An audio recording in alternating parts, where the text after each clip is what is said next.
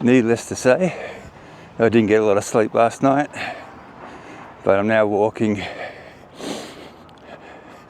to the train station, thinking that would clear my mind. It's about a 25-minute walk, and then my appointment's at 11. It's coming up close to 9 o'clock now. It's about an hour into the city, plenty of time to think and reflect, and then I wait until I see a specialist and he can tell me what's going on. So I've got a sneaking suspicion that might be lung cancer, and I'm certainly hoping it's not prostate cancer or esophageal cancer, because I've had a lot of issues with reflux and ulcers over the years in my esophagus. But anyway, we'll find out. Whatever it is, I'll just have to deal with it and do the best I can. Like all of us, we just have to do the best with what we've got, or what we're given.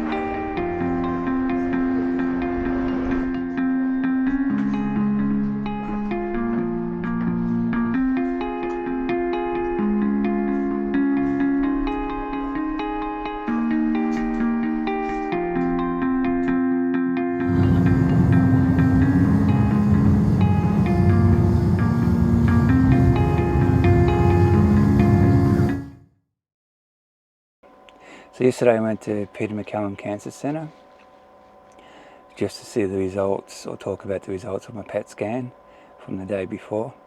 And well, as it turns out, it looks like the lymphoma's come back pretty much the same as it was the first time.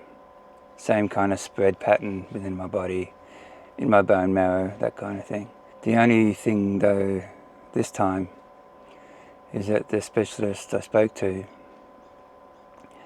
said they need to do a few biopsies, which I guess is natural because they need to know or clarify what type of lymphoma it is, or cancer. He said to me they're really surprised that it's come back after 4 years. Prior to the PET scan, they said it's very unlikely to come back after 4 years.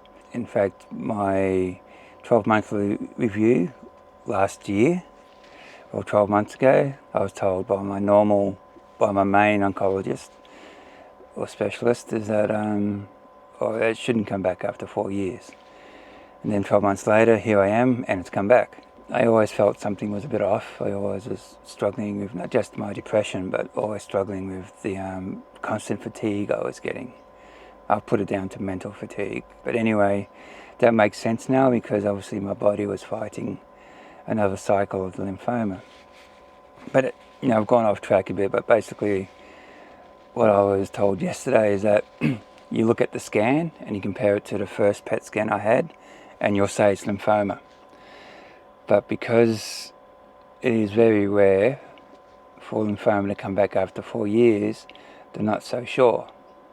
So hence tomorrow I've got to have a bone marrow biopsy, and then they're going to have to find a way of getting to one of my lymph nodes, he said probably through my back, to do a tissue biopsy, just to sort of clarify whether it is the same form of lymphoma I had. So anyway, I've got a few biopsies coming up, and obviously after that I have some form of chemo starting. And my personal view is that maybe perhaps they didn't actually get rid of all the lymphoma. They got rid of enough of it so that it wouldn't show up on the PET scans I had after that. Because in my mind, the lymphoma or the cancer cells have appeared in more or less the same positioning. So my reasoning is that, well, perhaps they got rid of most of it, maybe 98% of it, enough so that wasn't showing up on the other PET scans I had afterwards. But there was still some there, and then that's why after all this time it's come back. So anyway, I guess in another week or so I'll find out for sure if it's the same. I'm quite confident that it is. But I guess the positive thing about this is that originally I was a bit worried that it might have been lung cancer, because it was only the right lymph nodes in my right side that were enlarged. And I thought, oh, if it's lung cancer, then that's pretty hard to treat. If it's spread to the rest of your body, then it's more or less incurable from what I've researched. Keeping in mind that I was constantly being told that the lymphoma won't come back. Usually it's within the first 6 months that it'll come back, or the first 2 years.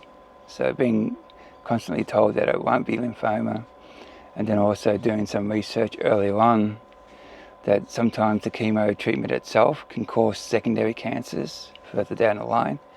That's why I thought, oh, maybe it's lung cancer. But fortunately, I guess in a way, it's not lung cancer. And I'm taking it as a positive, because with the first 8 months of treatment I had, it did put me in remission. So I'm hoping that this time, even though it's come back, I'll have the same kind of success, hopefully. Although I've also heard that when cancer comes back a second time, it tends to be more aggressive. Anyway, I'm hoping that they'll either do the same treatment or they'll try something new, but maybe they'll do it a longer period of treatment. Like last time I had 8 cycles, a cycle every 3 weeks. So maybe this time they'll give me 10 or 12.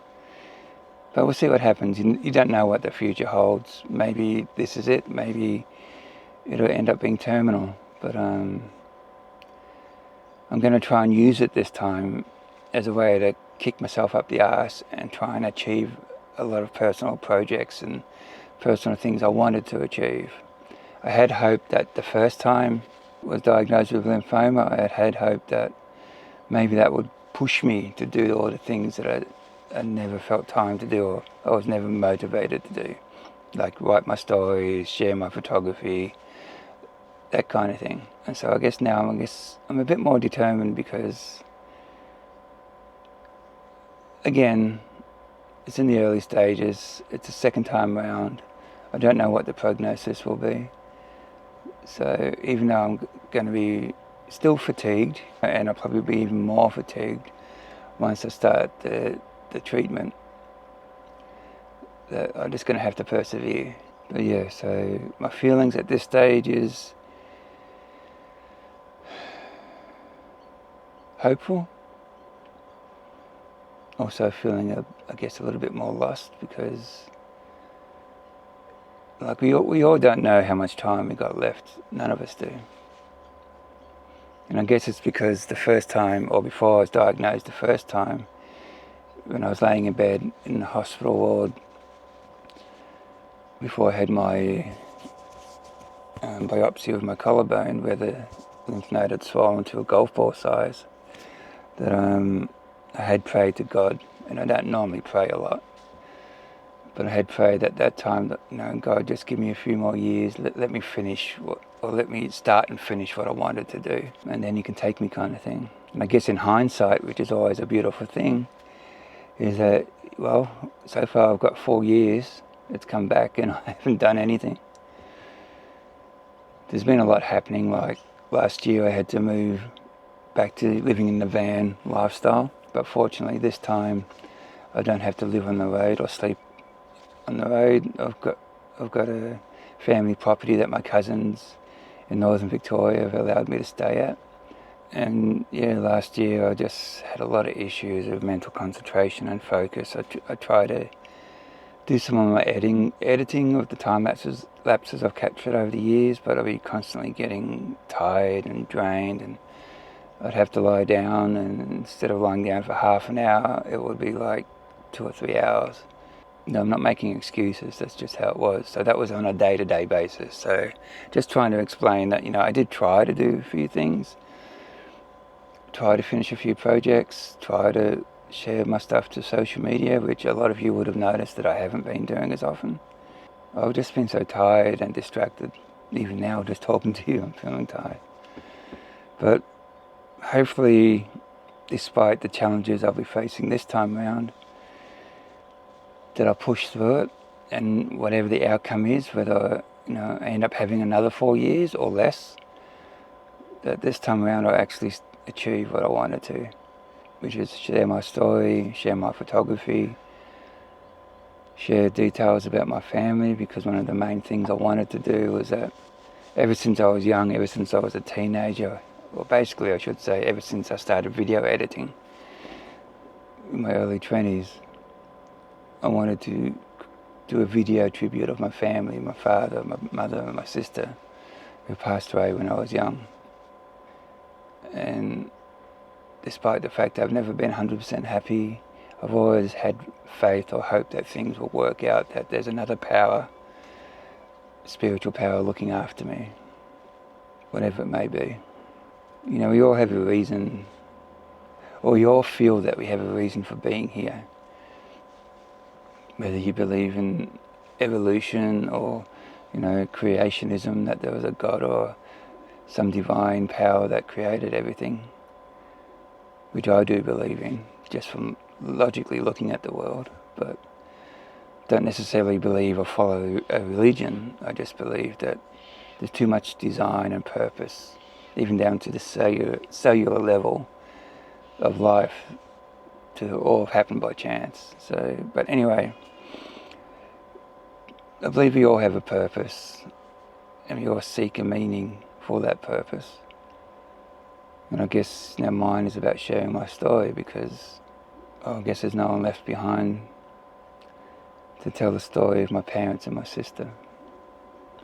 But anyway, I say all this now, then maybe it'll be the same as last year, and I'll get too distracted, I can't focus, probably even worse, and I'll be too fatigued to do anything. But I am determined at this stage to push myself, because you only get so many chances, and I was fortunate enough to get a chance of remission for at least 4 years.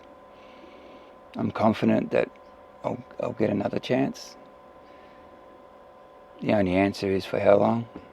But yeah, so that's the update. So take care, and we'll see what happens next.